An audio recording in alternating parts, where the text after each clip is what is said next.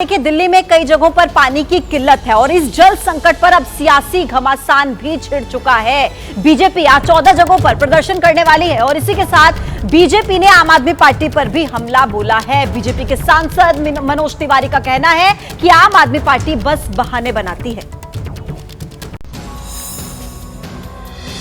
भीषण गर्मी के बीच राजधानी दिल्ली बूंद बूंद के लिए तरस रही है। पानी की किल्लत से जूझती राजधानी में एक ही सवाल गूंज रहा है, आखिर जल संकट से राहत कब? लेकिन सवाल के जवाब पर अब सियासी बवाल भी बढ़ गया है। राजधानी में बीजेपी का बड़ा प्रदर्शन है। जल संकट के खिलाफ 14 जगहों पर हल्ला बोल करेगी। सुबह 10 बजे से दोपहर 12 बजे तक प्रदर्शन होगा। दिल्ली बीजेपी अध्यक्ष वीरेंद्र सचदेवा लक्ष्मी नगर चौराहे पर प्रदर्शन करेंगे। सांसद रामवीर सिंह बिधूड़ी संगम विहार में हुंकार भरेंगे। सांसद कमलजीत सहरावत नजफगढ़ में विरोध प्रदर्शन का नेतृत्व करेंगी, तो वहीं सांसद योगेंद्र चंदोलिया जहांगीरपुरी में प्रदर्शन में शामिल होंगे। इसके अलावा सांसद बांसुरी स्वराज आरकेपुरम में विरोध प्रदर्शन करेंगी। विधायक अजय महावर बुराड़ी में मौजूद रहेंगे। विधायक जितेंद्र महाजन दुर्गापुरी चौक पर प्रदर्शन करेंगे।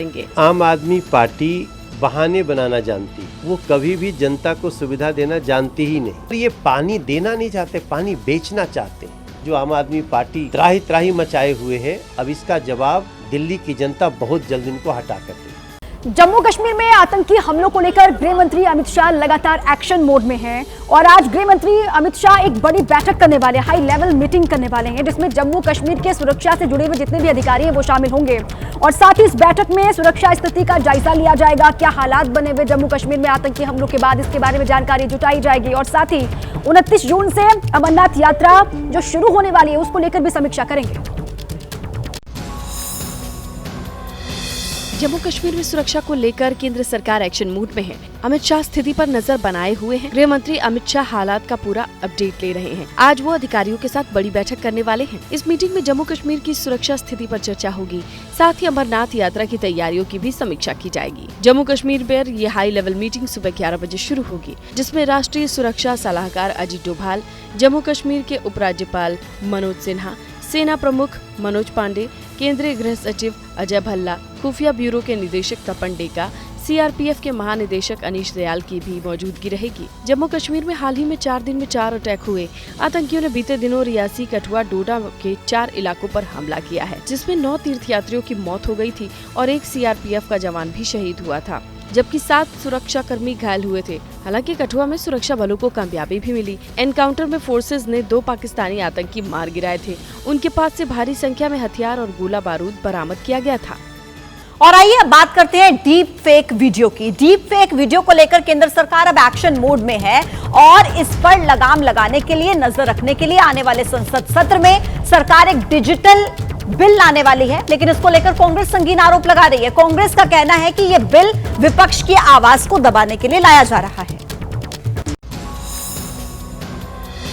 डीप फेक की एक ऐसी टेक्नोलॉजी जिसने कुछ समय से लोगों के मन में संदेह पैदा किया है। भ्रमित करने वाला कंटेंट, लोगों की प्राइवेसी से छेड़छाड़ करके ये टेक्नोलॉजी सरकार के लिए चिंता का विषय बनी हुई है। लेकिन अब इसे लेकर के सरकार कड़ा रुख अपनाने वाली है। केंद्रीय सूचना एवं प्रसारण मंत्री अश्विनी वैष्णव ने बताया, डीप फेक से निपटने के लिए सरकार डिजिटल इंडिया बिल लाएगी। इस बिल में डिजिटल प्लेटफॉर्म पर फैलाई जा रही अफवाह से निपटने का प्रावधान होगा। इसके साथ ही आर्टिफिशियल इंटेलिजेंस को और बेहतर तरीके से इस्तेमाल करने पर भी फोकस किया जाएगा। फ्रीडम ऑफ स्पीच का भी इसमें ध्यान रखा जाएगा। लेकिन डीप फेक को लेकर कांग्रेस नेता उदित राज ने बीजेपी पर बड़े आरोप लगाए हैं। इनकी नीयत ठीक नहीं है। ये बिल लाएंगे लेकिन विपक्ष को दबाने के लिए। इरादा इनका है कि फ्रीडम ऑफ स्पीच को कंट्रोल करने का, एक्सप्रेशन को कंट्रोल करने का। पिछले साल की शुरुआत में तत्कालीन केंद्रीय सूचना प्रौद्योगिकी राज्य मंत्री राजीव चंद्रशेखर ने इस विधेयक को लेकर संकेत भी दिए थे और अब सरकार डीप फेक को लेकर कड़े रुख अख्तियार करने वाली है। कर्नाटक में सरकार ने पेट्रोल और डीजल के दाम बढ़ा दिए हैं। बड़ी खबर आप ये जान लीजिए कि पेट्रोल के दाम 3 रुपए बढ़ाए गए हैं और साथ ही डीजल 3 रुपए 2 पैसे अब महंगा हो गया है, जिसके बाद सियासी तूफान आ चुका है। कर्नाटक में लगातार सवाल उठाए जा रहे हैं। बीजेपी ने बढ़ी हुई कीमतों को लेकर सरकार के खिलाफ मोर्चा खोल दिया और साथ ही सोमवार को राज्यव्यापी प्रोटेस्ट किया जाएगा बीजेपी की ओर से। कर्नाटक में पेट्रोल और डीजल के दाम में भारी उछाल के बाद सियासी बवाल मच गया है। लोकसभा चुनाव के कुछ दिन बाद ही आम जनता को बड़ा झटका लगा है। कर्नाटक में पेट्रोल के रेट में 3 रुपए जबकि डीजल की कीमतों में 3.2 रुपए की बढ़ोतरी है। पेट्रोल डीजल की बढ़ी हुई कीमतें तत्काल प्रभाव से लागू होंगी। कर्नाटक में पेट्रोल की कीमत अब 99.84 रुपए प्रति लीटर से बढ़कर 102.84 रुपए प्रति लीटर हो गई है, जबकि डीजल की कीमत 85.93 रुपए से बढ़कर 88.95 रुपए हो चुकी है। पेट्रोल और डीजल के रेट को लेकर बीजेपी कर्नाटक सरकार पर हमलावर हो गई है। बीजेपी ने चेतावनी दी है, अगर कर्नाटक सरकार ने अपना आदेश वापस नहीं लिया तो 17 जून को राज्यव्यापी प्रदर्शन किया जाएगा। माननीय मुख्यमंत्री जी को they have to roll back its decision immediately, नहीं तो Bharatiya Janata Party on Monday we are going to organise protest across Karnataka.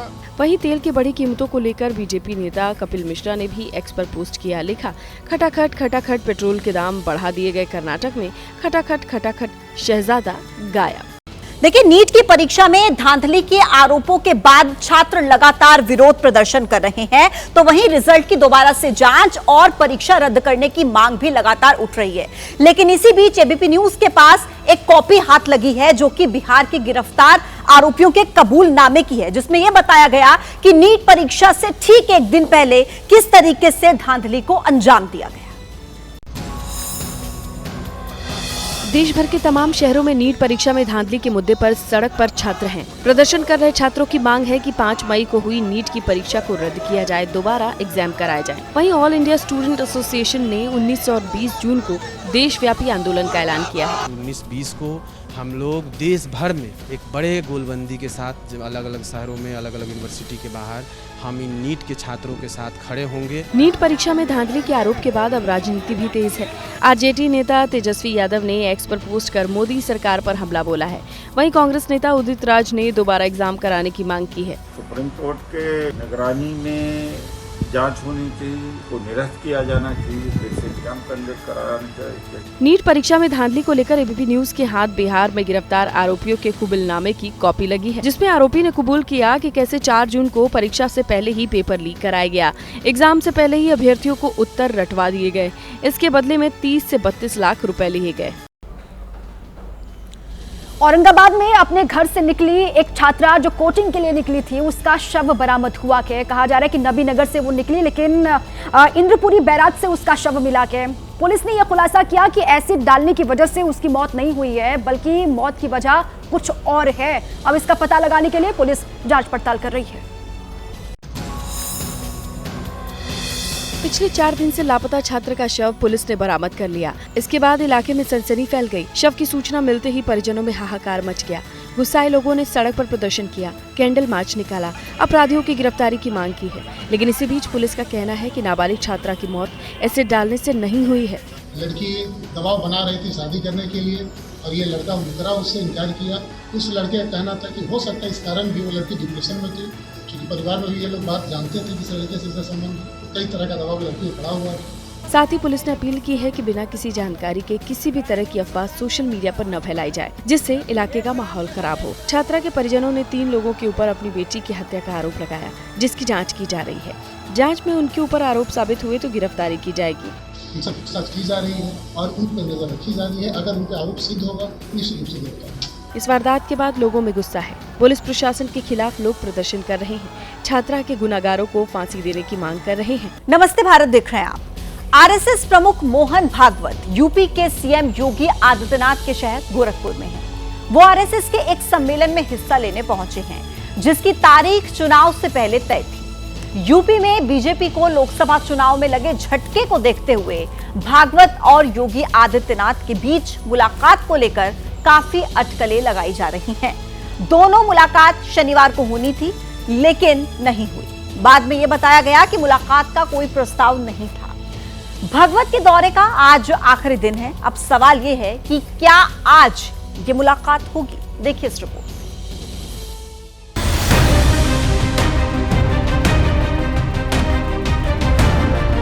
Lok Sabha चुनाव भले ही खत्म हो गया हो, बीजेपी की तीसरी बार सरकार भी बन गई हो, लेकिन सीटों की कमी की टीस अभी भी रह रहकर चुभ रही है। सीटों के लिहाज से सबसे बड़े राज्य की बात करें तो वो है यूपी। 80 सीटों में 80 सीट जीतने का दावा किया गया था बीजेपी की ओर से, लेकिन सबसे बड़े राज्य में ही उसे सबसे बड़ा झटका लगा। और ऐसा झटका लगा कि अभी भी उससे न तो पार्टी और न ही पार्टी के नेता या 7 चुनाव लड़ने लड़ाने वाले उबर पाए हैं। बीजेपी की हार पर मंथन जारी है।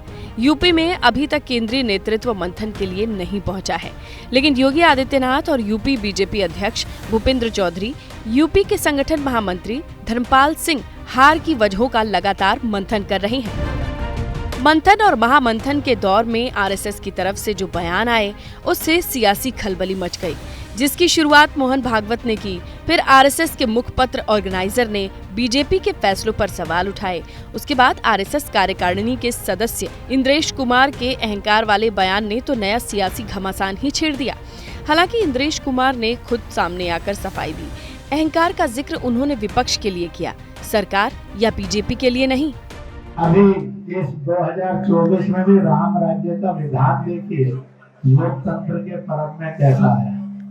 जिन्होंने राम की भक्ति की पर धीरे धीरे अहंकार आ गया, उस पार्टी को सबसे बड़ी पार्टी घोषित कर दिया और उसका और जो पूरा उसको मत मिलना चाहिए, जो शक्ति मिलनी चाहिए, वो भगवान ने अहंकार के कारण दिया।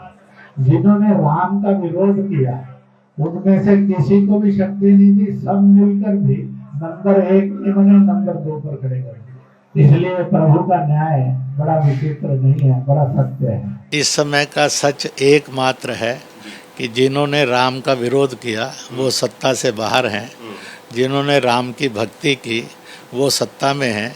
राहुल गांधी ने ये कहा कि 4 तारीख को नरेंद्र मोदी सत्ता में नहीं होंगे, मैं लिख कर देता हूँ। केजरीवाल ने कहा कि मैं लिख कर देता हूँ, इतनी सीटें आएंगी और इंडी अलायंस की गवर्नमेंट बनेगी।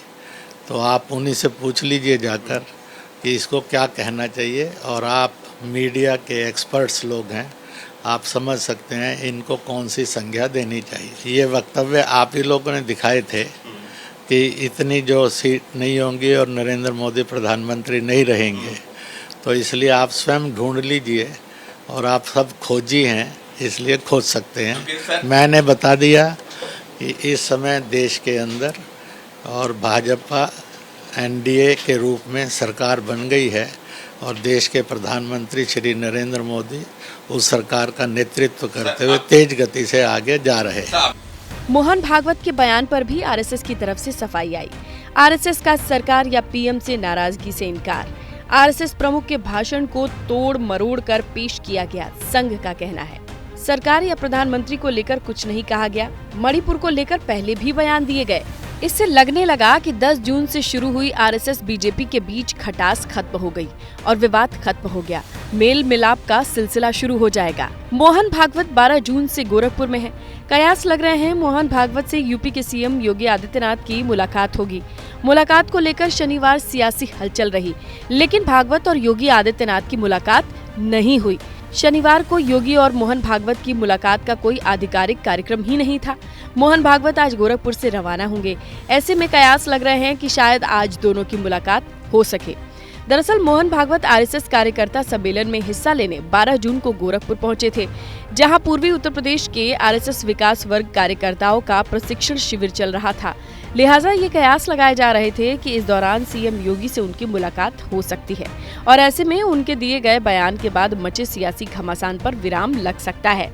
अगर ग्रामशी को उद्धृत करूं तो वॉर ऑफ पोजीशन चल रहा है आरएसएस और बीजेपी में। देश को इसमें समय नहीं खपाना। देश को और विपक्ष को ये तय करना है कि बहुत 10 बरस बाद आर्थिक मुद्दे उभर करके सामने आए, उस पर बात करो, उस पर पहलकदमी करो। चुनाव नतीजों के बाद यूपी में बीजेपी लगातार मंथन कर रही है। सीएम योगी की अधिकारियों और नेताओं के साथ लगातार बैठक, हार और वोट प्रतिशत कम होने की वजह जानने के लिए 40 टीम गठित की गई है। हारे हुए प्रत्याशियों से बंद लिफाफे में रिपोर्ट मांगी गई। दरअसल यूपी में बीजेपी की सीटों में कमी का असर न सिर्फ पार्टी पर बल्कि उसकी सोच पर भी पड़ा है। पार्टी के वोट बैंक के आगे पीछे कोई और पार्टी नहीं। जरा इन आंकड़ों को देखिए। 2019 में बीजेपी 62 सीटों पर जीती, वोट प्रतिशत था 50%, जबकि 2024 में पार्टी 33 सीटें जीती, वोट प्रतिशत भी घटकर 41 पर जा पहुंचा। यानी इस बार पार्टी को पिछले चुनाव के मुकाबले 29 सीटों का नुकसान उठाना पड़ा। इस बार यूपी में बीजेपी नए समीकरण, नए गठबंधन के साथ चुनाव लड़ी, लेकिन सीटों के नुकसान का साइड इफेक्ट बीजेपी के साथ साथ गठबंधन के सहयोगी पर भी दिख रहा है। जितने भी एनडीए गठबंधन में हम लोग हैं, सब लोग अपनी अपनी समीक्षा अपने स्तर से कि कहाँ कमी रह गई, कहाँ हम दिक्कत हुई, उसकी समीक्षा सभी लोग कर रहे हैं। ओपी राजभर ने एनडीए के सभी दलों को समीक्षा करने की बात कही है, लेकिन बीजेपी के नेताओं को ये बात रास नहीं आई और पलटवार कर दिया। ईमानदारी से गठबंधन के साथ अगर रहना है तो थोड़ा अपने भाषा पर, अपने व्यवहार पर थोड़ा उनको कंट्रोल रखना चाहिए। कोई हल्की बात नहीं करनी चाहिए जिससे जग हंसाई हो। अब ये बात सामने आ गई ना कि भाजपा ने तो एक वोट दिया, आप स्वयं देखिए आपसे कहाँ गलती हुई कि एक निर्दल उम्मीदवार को 45,000 वोट मिल गया। यूपी में एनडीए के सहयोगी दल आरएलडी को छोड़ सभी गठबंधन सहयोगियों को मुंह की खानी पड़ी। आरएलडी 2 सीटों पर चुनाव लड़ी, दोनों ही सीट जीती, जबकि अपना दल 2 सीटों पर चुनाव लड़ी, 1 जीती 1 हार गई। बाकी सहयोगियों का खाता भी नहीं खुला। वैसे यूपी के हर रीजन में बीजेपी को झटका लगा। पहले पश्चिमी यूपी के आंकड़े देखिए, जहां कुल 27 सीटों में बीजेपी ने पिछली बार 19 सीटें जीती थी, जबकि इस बार 13 यानी 6 सीटों का नुकसान हुआ। अवध में 23 लोकसभा सीटें हैं, जिसमें 2019 में बीजेपी को 20 मिली, इस बार 11 सीटें मिली हैं, यानी 9 सीटों का नुकसान। बुंदेलखंड रीजन में 4 सीट है, पिछली बार बीजेपी सभी 4 सीटें जीती थी, इस बार महज 1 सीट हाथ लगी है, यानी कि 3 सीट का नुकसान। लिहाजा हर हारी हुई सीट पर मंथन किया जा रहा है। मतदाता सूची आपके पास होगी, उस मतदाता सूची के अनुसार देखने की आवश्यकता है कि कितने हमारे पास मतदाता थे, कितने मतदाता मतदान किए, कितने लोगों ने भारतीय जनता पार्टी को मतदान किया। तमाम चुनौतियों और अफवाहों को दरकिनार करते हुए भारतीय जनता पार्टी को चुनाव जिताने के लिए अपना पूरा योगदान दिया। यूपी बीजेपी की हार के बाद मंथन, मीटिंग, आरोप प्रत्यारोप का दौर जारी है। इसी बीच पश्चिमी यूपी, अवध, बुंदेलखंड, पूर्वांचल में भी ये जानने की कोशिश हो रही है कि बीजेपी हारी या हराई गई, क्या कहीं भीतरघात तो नहीं हुआ। और देखिए बात अब दिल्ली की, वहां पर लोग पानी की बूंद बूंद के लिए मोहताज हो गए हैं। हालात ऐसे हैं कि पानी के लिए राजधानी तड़प रही है। कई इलाकों में पानी की भारी किल्लत है और कई जगहों पर तो टैंकर से पानी पहुंचाया जा रहा है, लेकिन लोगों को पर्याप्त पानी नहीं मिल पा रहा। अब ऐसे में दिल्ली में जल संकट को लेकर सियासी संग्राम छिड़ गया। बड़ी खबर आपको दें कि आज दिल्ली में जल संकट के खिलाफ बीजेपी का बड़ा प्रदर्शन है। 14 जगहों पर बीजेपी आज दिल्ली में प्रदर्शन करने वाली है। दिल्ली बीजेपी अध्यक्ष वीरेंद्र सचदेवा की अगुवाई में यह प्रदर्शन है। सुबह 10 बजे से 12 बजे तक बीजेपी का यह प्रदर्शन चलता रहेगा। तो दिल्ली पानी की एक एक बूंद के लिए तरस रही है, लेकिन जल संकट का हल कब निकलेगा ये कोई बताने को तैयार नहीं है। जल संकट के लिए बीजेपी दिल्ली सरकार को कसूरवार ठहरा रही है और आज दिल्ली में जोरदार प्रदर्शन करने जा रही है। दिल्ली बीजेपी अध्यक्ष वीरेंद्र सचदेवा की अगुवाई में 14 जगहों पर जोरदार प्रदर्शन होगा। बीजेपी सांसदों से लेकर विधायक तक मोर्चा संभालेंगे और दिल्ली में हालात लगातार बिगड़ रहे हैं। कई जगह तो ऐसी हैं जहां पर 2 महीने से पाइपलाइन के जरिए पानी नहीं आ रहा।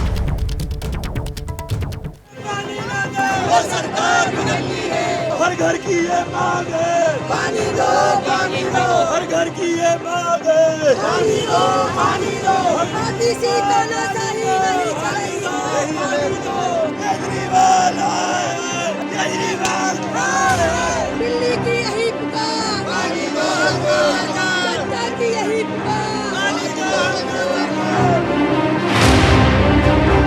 देश की राजधानी दिल्ली बूंद बूंद के लिए तरस रही है, भयंकर जल संकट से जूझ रही है।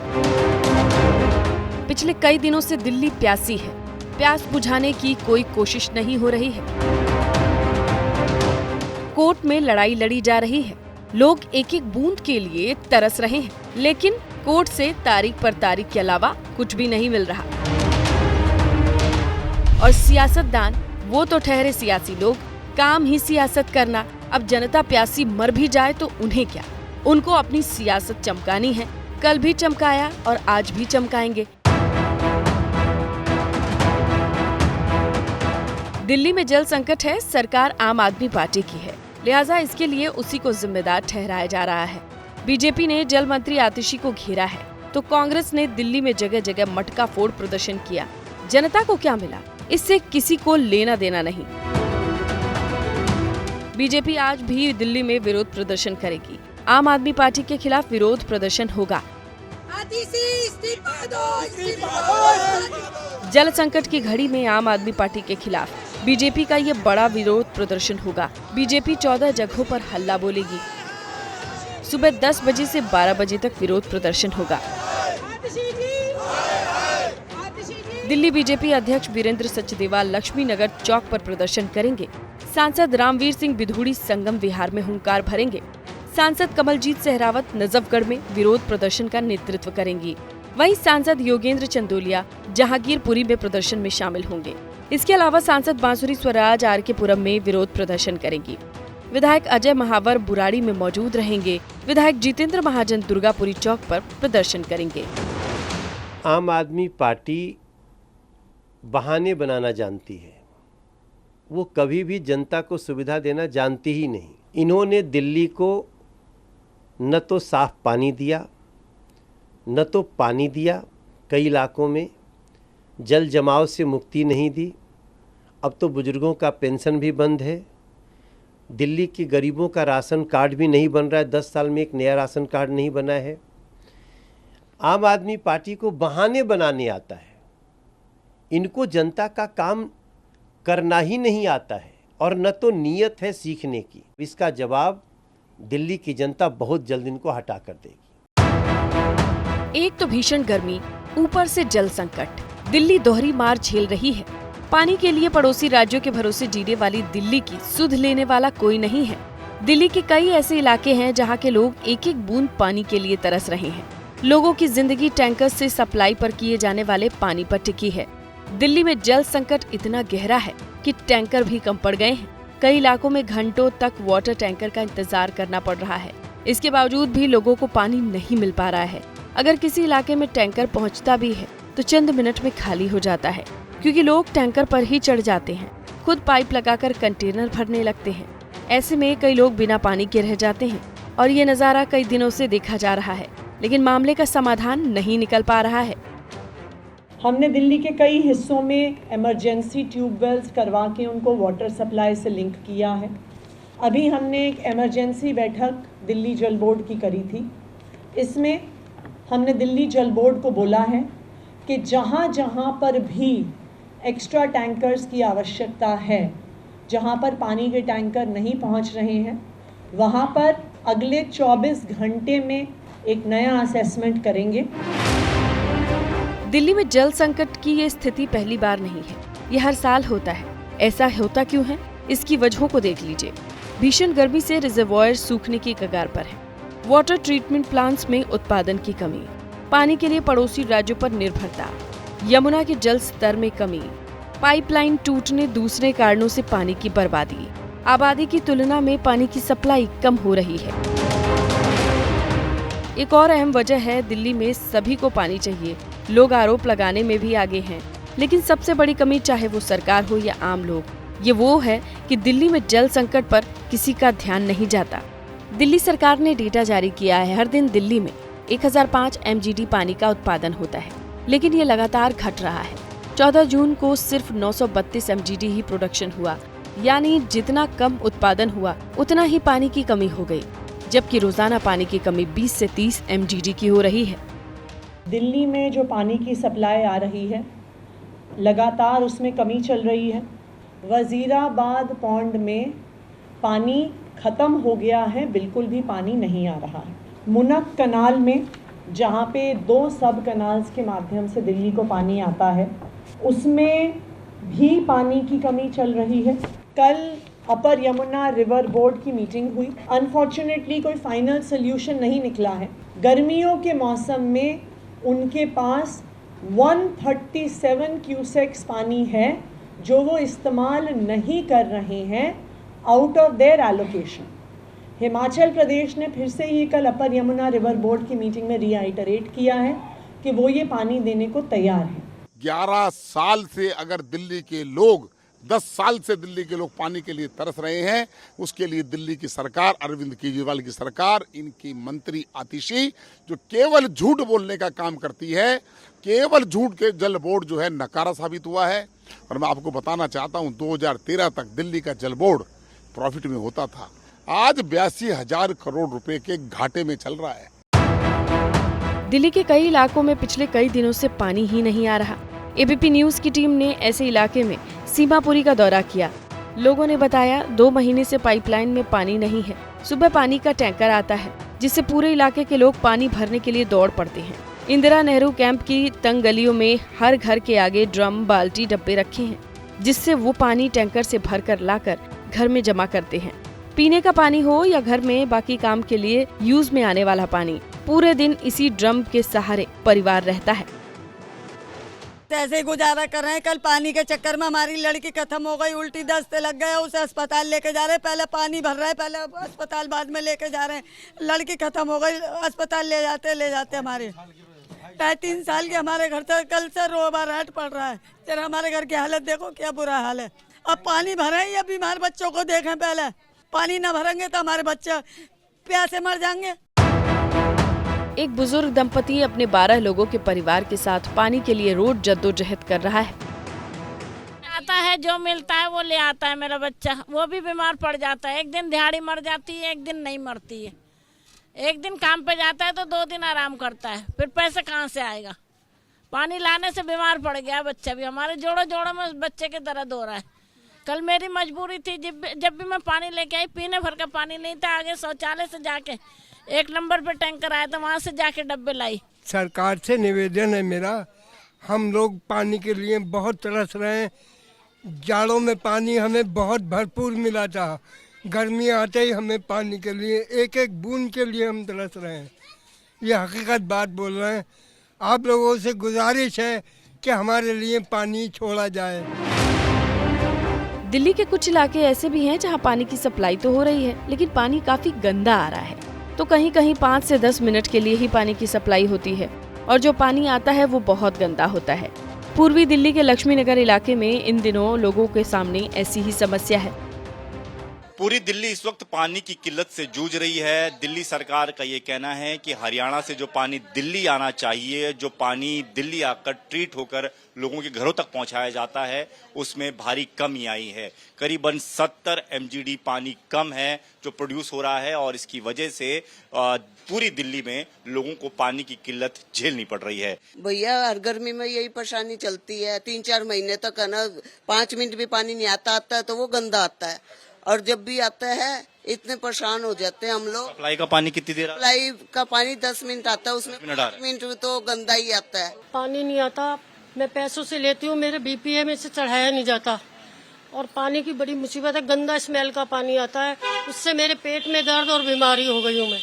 5 या 10 मिनट वो गंदा पानी आता है, उसके मतलब हर गर्मी में यही परेशानी है।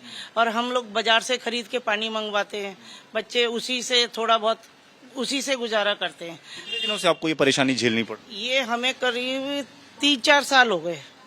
ये अभी गर्मियों में कितने दिनों? अभी ये 3 महीने हो गए, मार्च से अभी तक। मार्च से शुरू हो गई थी? से शुरू हो गई थी, बढ़ गई है। अब तो बढ़ गई, अब तो 10 मिनट भी नहीं पानी आ रहा सर। दिल्ली में पाइपलाइन के जरिए गंदा पानी की सप्लाई पर जल मंत्री आतिशी क्या कह रही हैं, वो भी सुनिए। जब पानी के सप्लाई का टाइमिंग खत्म हो गया है, उसके बाद भी जब अपनी मोटर चलाते रहते हैं तो कहीं पर भी अगर पानी की पाइपलाइन में छेद है, सीवर की पाइपलाइन में छेद है, तो वो उस पानी को, कंटामिनेटेड पानी को सक करता रहता है। दूसरी चीज़ गंदे पानी का ये भी रीज़न है कि क्योंकि पानी की कमी है, लोग इल्लीगली पानी की पाइपलाइन में छेद करके अपने यहाँ पानी की पाइपलाइन ड्रॉ कर रहे हैं। तो जब पानी की पाइपलाइन में छेद हो जाता है तो वो उसकी वजह से कंटामिनेटेड वाटर, मिट्टी वाला पानी एक्सेट्रा भी वहाँ से ड्रॉ करने लग जाते हैं। तो सुना आपने, दिल्ली सरकार के पास हर सवाल का जवाब रटा रटाया है, लेकिन जल संकट से निपटने का रास्ता नहीं सूझ रहा। बैठकों पर बैठकें हो रही हैं, कोर्ट में पैरवी की जा रही है, वार पलटवार भी जारी है, लेकिन समस्या का समाधान निकालने की कोशिश नहीं हो रही। सिर्फ भरोसा दिया जा रहा है। भरोसे से दिल्ली की प्यास नहीं बुझ सकती। ये दिल्ली की सरकार और अधिकारी कब समझेंगे, ये किसी को नहीं पता। दिल्ली को यूं ही तड़पने के लिए छोड़ दिया गया। फिलहाल एक ही आस है, बारिश की। इंतजार है कि आसमान से बारिश की बूंदें कब गिरेंगी और तब शायद जाकर के दिल्ली की प्यास बुझेगी। देखिए, पूर्वी दिल्ली लोकसभा सीट के चिल्ला गांव में आज भी हालात नहीं सुधरे हैं। यहां पर लोग आज भी पानी के लिए संघर्ष करते हुए नजर आए। चिल्ला गांव से हमारे संवाददाता श्रीनिवास की ये रिपोर्ट आपको दिखा रहे हैं।